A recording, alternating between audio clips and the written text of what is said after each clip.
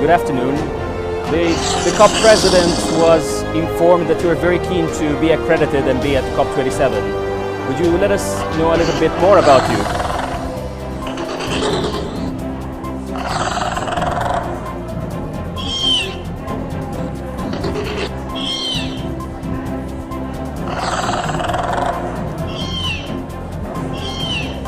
What confuses you that much about humankind?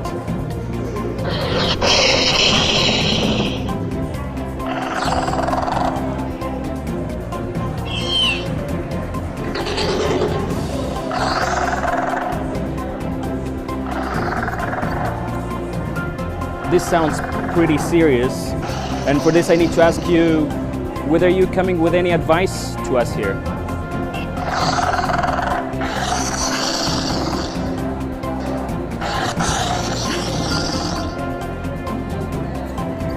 Well noted, Frankie. Any parting thoughts that you want me to take to the states parties?